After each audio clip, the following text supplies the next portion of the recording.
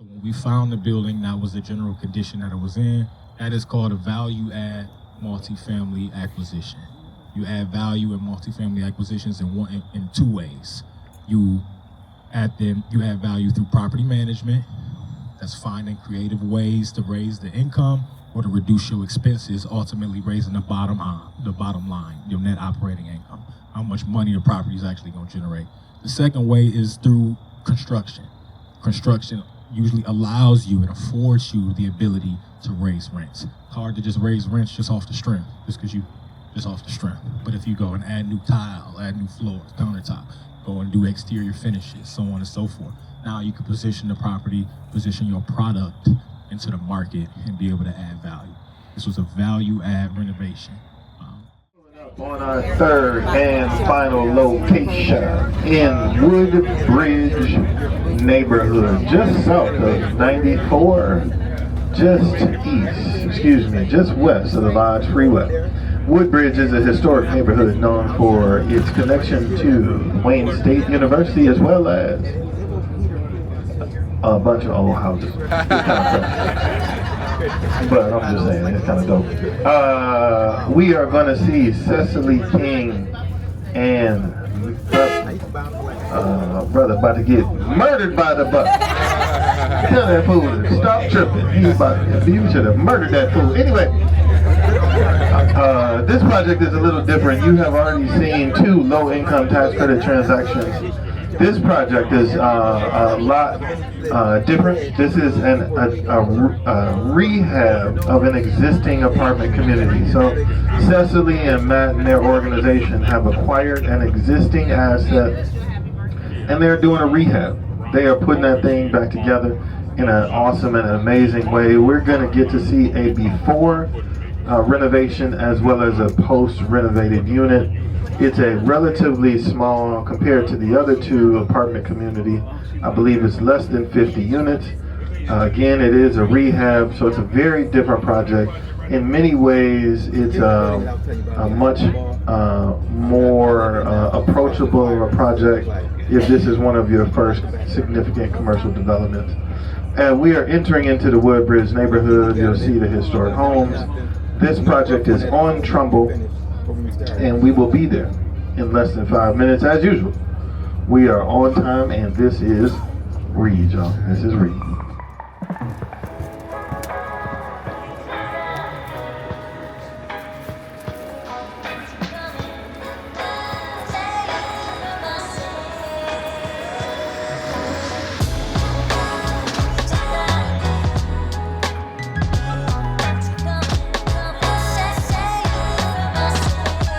All right, we just gonna get started. This is our third and final stop on the Reed bus tour. You're gonna get to hang out with brother Matt Boyd, who is also one of the founding members of Reed. He's a member of the Developers Leadership Council. He is also the director of acquisitions for Kipling Development. I believe Matt done picked this thing, said he's gonna do the thing, and he's gonna show y'all how he's about to do it. Again, fam, this is Matt Boyd. What's up, Matt? Hey. That's supposed to clap. Come on, man. What's up, big time? And good evening, everybody. I'm glad that y'all here.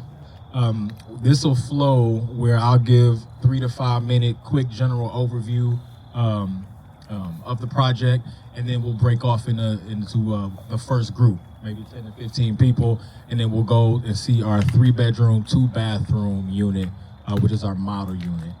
And then I'll stay with the remaining group after that general overview, and we can dig into Q&A. Just keep it forum style, open, start asking questions, and then that group will go, once the other group goes to see Unit 2, and we'll continue to rotate, keep the questions going, and keep them flowing. Sound good? Yeah, absolutely. Okay, cool. This property, this was New North Estates when we originally seen it. We saw it on the open market. It was listed by Berkadia. In about Q3, Q4, 2024. We purchased it in Q2, 2025. That's this year, around March. We bought the building for $4.25 million. Our construction renovation budget was about $500,000. One of the key things about this property is it was a LIHTC property originally, developed in 1990. brand new construction in 1990. The LIHTC credits expired 30 years from that date in 2020. After that, the property ownership changed hands. I assume there might have been some struggle to get the property to achieve market rate rents. It changed hands again, second owner. That property began renovations and then ended up renovating about 50% of the units. So when we acquired the building from that second owner post the original LIHTC owner or developer, it was 50% occupied. 14 units had already been developed and they were already leased. The other 14 units, there were a few that just were already completed construction, but they just needed to be turned. And then there was another 10 units that were completely down, inhabitable and unoperating. So when we found the building, that was the general condition that it was in. That is called a value add multifamily acquisition. You add value in multifamily acquisitions in two ways. You add value through property management. That's finding creative ways to raise the income or to reduce your expenses, ultimately raising the bottom line, your net operating income, how much money the property is actually going to generate. The second way is through construction. Construction usually allows you and affords you the ability to raise rents. It's hard to just raise rents just off the strength, just off the strength. But if you go and add new tile, add new floors, countertop, go and do exterior finishes, so on and so forth, now you can position the property, position your product into the market and be able to add value. This was a value add renovation. And so that's the general overview of this project. We bought it in March. We completed construction in August of this year. And now we're in the lease up phase of this development. So y'all got the general gist, the general overview. First of all, what do y'all think about the property yourself? When y'all pulled up, how did y'all like it? How did it present? Nice, man. Hidden gem. I didn't know it was right here. All right. You see, exactly. Kind of just, in the middle of the mix. Appreciate that feedback. Absolutely. We think we got a good deal here. We think we made a good impact in the community with this particular property. Go ahead. Given the circumstances from the previous owners, like how you said that previous people couldn't raise market rents, and the people before that, they were 50% on the renovation and they kind of defaulted and ended up selling it. How did you know buying that 4.25 was going to be a good purchase price given that history of the current two people that you could really put research on? Yeah, that's an excellent question. So sometimes you can't technically speak for the capacity of previous owners or previous developers. There's a ton of things that could stop them from having success. As you start to get more familiar with your own skill set, your market knowledge, and your judgment, you can say, you'll see this with brokers all the time. They'll send you a pro forma and they say, this is what we think the building is worth. Most developers sit that aside and they say, okay, well, this is based on my knowledge, my insight, what we think this property is going to be worth. And so my job as the director of acquisitions, when I found this property, I began to underwrite it with a fresh lens. What did that look like? When it hit the market, they were shopping this building around with literally with a $5.5 million appraisal right next to it. And they said, this is a $5.5 million building. We'll give it to you for the low price of $5 million. Like, that sound good. Let's take a look. When I dug back and I looked into the details, we ultimately ended up, that was one of the reasons too, that the property sat for so long, because most of the people who looked, acknowledged, and did their own underwriting disagreed with that price point, right? How many of us have seen a property even on the single family market where we look at it and we think that is too high, and we scroll and we go to the next listing, right? It's the same in the brokers, in the commercial field. So we ultimately negotiated a price point for 4.25 based on how we thought the property would perform once we fully renovated, what market rent could get, as well as the other assumptions that we made, i.e. the pilot. This building our financing had traditional equity that we bridged to traditional debt, right? We got a bridge debt for 12 months on this property. We wouldn't be able to get permanent debt because the building wasn't stabilized. No lender would want to give you permanent debt with 50% occupancy. Typically, they want to see you at 93% occupancy for them to feel comfortable giving you a 25-year amortization, long-term big boy debt, right? So to give us that shorter-term high-interest debt because of the risk associated with doing the construction. We going back to the assumptions, we knew that we could decrease expenses to be able to afford to pay 4.25 plus the construction. But one of the ways that we knew we could reduce expenses was by implementing the pilot program. If we completed 80% of the units and kept them at 61 to 80% AMI, and we knew that we could go to the city by right and be able to get a pilot approved. You have a team, Kipling Development. So it's you, and then how big is the development team? Our development team is 2 people strong, our managing partner and myself, right? So most of our leverage, you see a lot of development, teams, leverage other third parties. What do I mean by that? Construction management teams, general contractors, property managers, but just in terms of our in-house development team, we are a team of 2. So how did you develop the relationship with the MP? It was actually a friend of mine I met through Reed. Okay. Yep, Darius Barrett.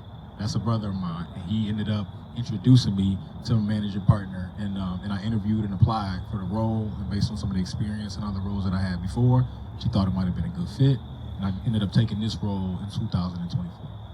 How did you start your real estate career? I began in 2013 out of college. I had a degree in marketing. I decided to set that aside, and I bought my first 5-unit apartment building after reading a book called How to Buy Real Estate with Low and No Money Down by Brandon Turner. I had $500 in my bank account, and I bought a 5-unit apartment building in Lincoln Park for $143. And it was a seller finance deal. I had the seller hold a note. I found another investor who was an old guy who was willing to go ahead and put some money out his 401k and brought the down payment. And I looked up, and I owned a 5-unit apartment building. Didn't know what to do with it. Googled immediately, how do I sign a lease, and figured it out by the grace of God and got along, But from there, I realized like this is a real creative game. This is something that, through a little hustle, through some ingenuity, through some faith, believing in yourself, you can create opportunities, right? You can create opportunities for yourself and for your family. From there, I did some single-family deals, some other small multi-family deals, and ended up scaling my skill set when I took a role as a development manager for some other development firms. Once I was able to say, hey, I've got some momentum and some track record on my own account, I ended up joining forces with some other development firms, i.e. Century Partners, David Alade, our Reed president, and as well as some of the other, and then the biggest thing, I had a lot of mentors. I stayed close to a lot of people who were doing deals above me, my level, and I just continued to be a sponge and be curious, and they taught me a lot, and I was able to manifest when it came time for me to actually look and do deals right there. So when it comes to quality, they built this in the 90s. It was a LIHTC development. Was it good quality when they built it out, or were there issues where, like, if this was built today, you wouldn't have maybe made that decision to go with particular materials and things of that nature? So I could say that's a great question. Interior finishes, they did a decent job. My assumption is that when we bought it, one of the 2 previous owners, my guess is the latter, began to do renovations. So unit 1, when you guys see it, that's a unit turn. We didn't fully construct unit 1. So we turned it, we cleaned it up. One of the strategic things we did was we added closet doors to see if that was something that people were willing, to pay for. But the conditions of those units are really strong in general. Unit 2 that you'll see was a new constructed unit that we did where every single thing is brand new. So I'd say they did a really good job on interior finish. Some of the challenges in this building were something like fire suppression systems. We had pipes that would burst in the winter from the previous owner. So when we got in, that was one of the first things we did was go inside tennis units, disturb them, ensure that their fire suppression systems were up to date. Absolutely. I'm the director of acquisitions for Kipling Development. So my job is to hunt and find deals, find opportunities that people are missing. When you see a property that can make more money than it's currently making, that off the bat, that's value add. So the fact that we knew that there were 14 units that just bringing in no money, we know that the moment they bringing in some money, That's a value add. The question is, how much does it cost in order to realize that value? So construction costs now play a big factor. If we had said in order to do this deal, it's going to cost us $1 million in order to activate those 14 units, then the deal wouldn't work. We bought the deal at $4.25 million. We put $500,000 into it, $550,000, and then there was other soft costs, developer fees, right? You got to pay the lender, you know, their fees when you got to get debt. You got to have interest reserve. So when you look up, you know, we ended up being all in, including our developer fee, which is how developers get paid. You know, under that $5.5 million threshold. But if we had to pay $1 million for construction, we would have been over the valuation of the building. So when you say, hey, how do you add value? Well, keeping construction costs down is a big way that you can add value. Absolutely. Right? Value engineering things, seeing what you don't need to do. Not just throwing in granite tile because it looks sexy. This is like, does the market need it? Right? Second group? 2 minutes? Okay. So one of the things that we did, albeit small, you know, the small things add up for construction. You know, we added closet doors in Unit 1. As you can see, those units have closet doors. When you go to Unit 2, the new construction units, those units do not have closet doors. Why? Well, the existing owner had leased the majority of the property with no problem without closet doors. So now it's like, wow, do we really want to pay a few $1,000s per unit in order to install closet doors? Or can we just be able to match with the existing product, what the market has already said that they're comfortable with? So we tested it out. We gave people the option. And people ain't tripping about closet doors. So ain't no need to pay a few $1,000s for something you ain't tripping about. You know, that's value engineering. And those are the things that we did to creatively just make sure we can make the project work. Do you have each unit metered with the water? These units are individually metered gas and electricity. Got it. It really could be condos. Absolutely. One more question. So the overall project cost, because the building is 4.2, 550 for the construction. What was the overall? Yeah, we had, you know, with your fee, a couple $100,000 in soft costs. You know, developer fees usually be, you know, range from 3%, 5%, you know, some from 7% if the project can sustain it. But and then the lender fees and financing fees. So, you know, all in all, we were around like 5.3 for our sources and uses, you know, combined. 5.3 million. What's your exit strategy with it?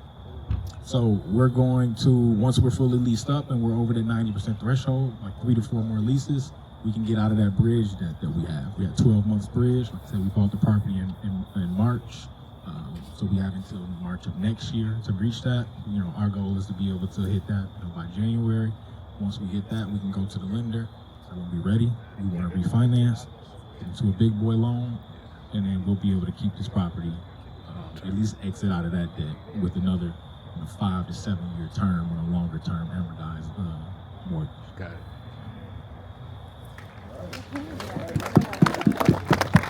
Appreciate y'all. Thank you for coming out. I hope y'all liked it.